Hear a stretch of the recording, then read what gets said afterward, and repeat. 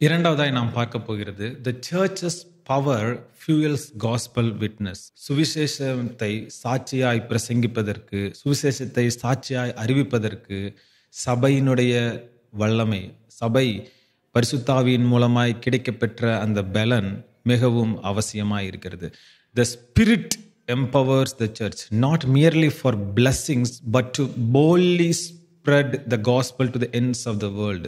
பரிசுத்த ஆவியானவர் சபையை ஆசீர்வதிக்கிறார், தன்னுடைய வல்லமையால் தன்னுடைய பலத்தால் நிரப்புகிறார். அது வெறும் ஆசீர்வாதத்திற்காக அல்ல, அங்கே இருக்கிற தனிப்பட்ட ஒவ்வொருவருடைய ஆசீர்வாதத்திற்கு மாத்திரம் அல்ல, ஆனால் சுவிசேஷத்தை தைரியமாக உலகத்தின் ஒவ்வொரு மூலைக்கும் கொண்டு சேர்க்க வேண்டும் என்கிற ஒரு சூழ்நிலையோடு தான் பரிசுத்த ஆவியானவர் அப்படியாய் நிரப்புகிறார். You will be my witnesses, மார்த்துரேஸ் என்கிற கிரேக்க வார்த்தை. In Jerusalem, Judea, Samaria and to the ends of the world. நீங்கள் எருசலேமிலும் யூதேயா முழுவதிலும் சமாரியாவிலும் பூமியின் கடைசி பரியந்தமும் எனக்கு சாட்சிகளாய் இருப்பீர்கள். அந்த வார்த்தை சாட்சிகளாய் இருப்பீர்கள் என்பதற்கு மார்த்துரேஸ் என்பதாக கிரேக்க பதம் சொல்லியிருக்கிறது.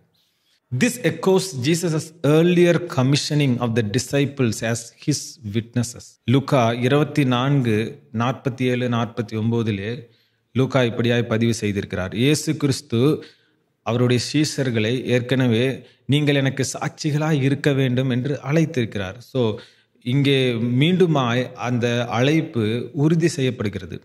And expands the Great Commission mandate in Matthew chapter 28 to make disciples of all ethnic nations.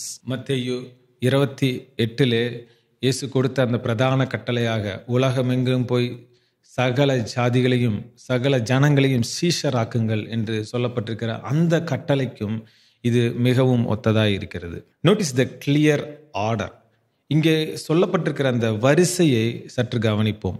First the power, முதலிலே வல்லமை அல்லது பலன், then the witness flows out from it. அதிலிருந்து தான் அந்த சாட்சியுள்ள ஜீவியம் என்பது வருகிறது. But so often we seek power, revelation, spiritual gifts and blessings as the goal itself. ஆனால் பல நேரங்களில் நாம் எதிர்பார்க்கிறது நமக்கு பலன் வேண்டும், வல்லமை வேண்டும், வெளிப்பாடுகள் வேண்டும், ஆவிக்குரிய வரங்கள் வேண்டும், ஆசீர்வாதங்கள் வேண்டும், இதுதான் என்னுடைய முழு தேவையாக இருக்கிறது என்று நாம் காத்து கொண்டிருக்கிறோம். Instead of fuel for gospel proclamation, சுவிசேஷத்தை அறிவிப்பதற்கு இருக்க வேண்டிய தாகம் குறைவாக இருக்கிறது. We treat these treasures like toddlers enamored with new toys rather than tools to accomplish a purpose. ஆண்டவர் கொடுத்திருக்கிற இந்த வல்லமை, வெளிப்பாடுகள், ஆவிக்குரிய வரங்கள், ஆசீர்வாதங்கள், இவைகள் எல்லாவற்றையும் ஒரு குழந்தை ஒரு விளையாட்டு பொம்மையை பயன்படுத்துறது போல சில நேரங்களில் நாம் பயன்படுத்திட்டு இருக்கோம். ஆனால் அவைகள் எல்லாம் சுவிசேஷம் அறிவிக்கப்பட வேண்டிய ஒரு கருவியா இருக்கிறது. ஒரு வாகனத்தை இயக்குவதற்கு அதற்குள்ளாய் இருக்கிற ஒவ்வொரு கருவிகளும் மிகவும் அவசியம். அதை நாம் விளையாட்டாக எண்ணி இயக்கக்கூடாது.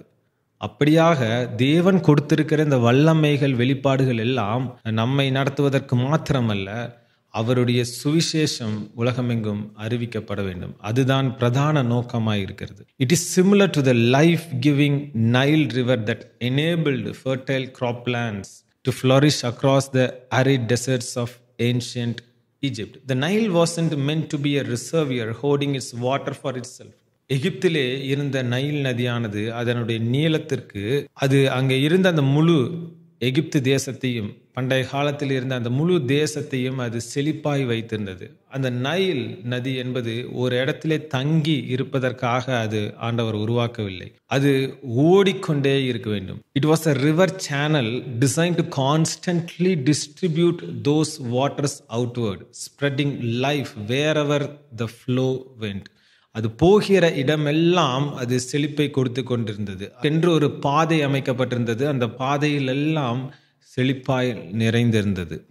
God's spiritual power in the church is meant to work the same way. ஆண்டவருடைய ஆவிக்குரிய வல்லமையும் சபையிலே அப்படியாய் செயல்பட வேண்டும் என்று தான் விரும்புகிறார். We are not intended as reservoirs. ஒரு இடத்திலே சேர்த்து வைக்கப்பட்ட அந்த டேமை போன்று நம்முடைய வாழ்க்கை இருந்து விடக்கூடாது. But river channels for the living waters to be continually dispersed outward through our witness. நம்முடைய சாட்சியின் மூலமாக ஒரு ஆற்றை போல நாம் செல்லுகிற இடமெல்லாம் செழிப்பும் ஆசீர்வாதங்களும் வெளிப்பாடுகளும் வல்லமையும் கிரியை செய்து கொண்டே இருக்க வேண்டும்.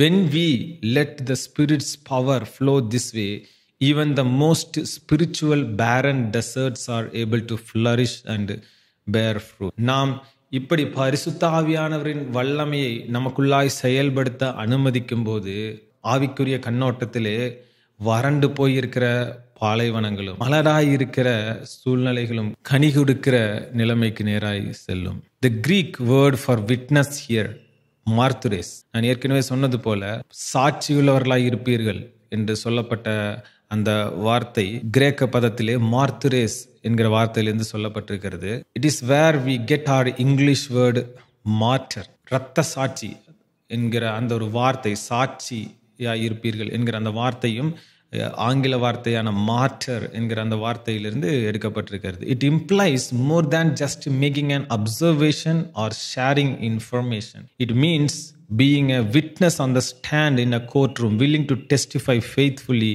even if it costs you everything. ஒரு நீதிமன்றத்திலே சாட்சியாக நின்று கொண்டு நமக்கு கிடைக்கப்பெற்ற நமக்கு தெரிந்த எல்லா சாட்சிகளையும் உண்மையாக சொல்லி அதனால என்ன நடந்தாலும் பரவாயில்லை என்கிற ஒரு மனநிலைமைக்கு வருகிறது தான் சாட்சியுள்ள வாழ்க்கை என்பது. In other words, this is anything but casual, comfortable or contained. Jesus promised us spiritual power to be his bold, uncompromising witnesses no matter the risk or cost involved.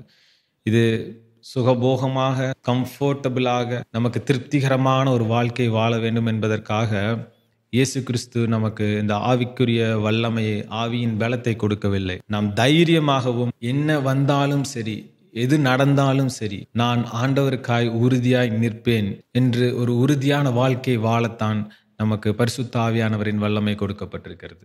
A missionary said like this, some wish to live within the sound of a chapel bell, but I wish to run a rescue mission within a yard of hell. ஒரு missionary இப்படியாய் சொல்லுகிறார், ஒரு சிலர் சபையின் பாதுகாப்பிலே, சபையின் காம்பவுண்டுக்குள்ளாகவே இருப்பதற்கு பிரியப்படுகிறார்கள். ஆனால் நான் என்னுடைய ஊழியத்தை அது பாதாளம் வரை சென்று ஆத்துமாக்களை மீட்க வேண்டுமானாலும் சரி, அதற்கும் நான் தயாராக இருக்கிறேன் என்று சொல்கிறார். That's the essence of being an empowered witness. அதுதான் நாம் பலப்படுத்தப்பட்டவர்கள், ஆவியின் பலத்தோடு இருக்கிறவர்கள், ஆவியின் வல்லமையோடு இருக்கிறவர்கள் என்பதற்கு ஒரு சாட்சி.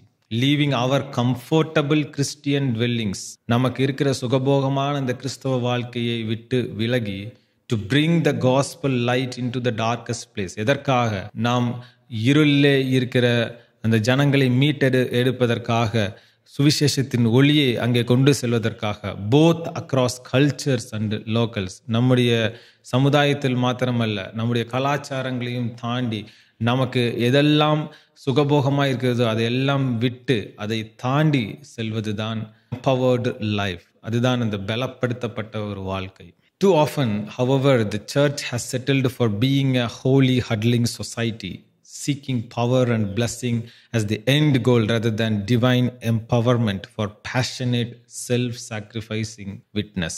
சபை என்பது ஒரு பரிசுத்த ஜீவியம் வாழ வேண்டும், ஒரு பரிசுத்தமான சமுதாயம், எங்களுக்கு வல்லமை தேவை, எங்களுக்கு ஆசீர்வாதம் தேவை, இதுதான் எங்களுடைய பிரதான தேவை என்பதாய் வாழ்ந்து கொண்டிருக்கிற காலகட்டத்திலே நாம் சிக்கி கொண்டிருக்கிறோம். ஆனால் நமக்கு இப்ப பரிசுத்த ஆவியானவரின் வல்லமை எதற்காக தேவைப்படுகிறது என்றால், சுவிசேஷத்தையும் தேவனுடைய ராஜ்யத்தை குறித்தும் சாட்சியுள்ளவர்களாய் வாழ்வதற்காகவும் அதை தைரியமாய் எடுத்து சொல்வதற்காகவும் தான் அது தேவைப்படுகிறது. We cannot make the same spiritual cull day sack. The book of Acts calls us to drink deeply of the Spirit's power so we can pour out Christ's living waters to a thirsty, waiting world in word and deed. இங்கே இந்த அப்போஸ்தலர் நடபடிகள் நமக்கு என்ன சொல்லுகிறது என்றால், நாம பரிசுத்த ஆவியானவரின் வல்லமையை வாஞ்சையோடு, விருப்பத்தோடு, தாகத்திலே இருக்கும் பொழுது நாம் குடிக்கிற பானத்தை போல அதை ஆசையாய், அதை வாஞ்சையோடு பருக வேண்டும். பரிசுத்த ஆவியானவரின் வல்லமை நமக்குள்ளாய் அப்படி நிரம்ப வேண்டும்.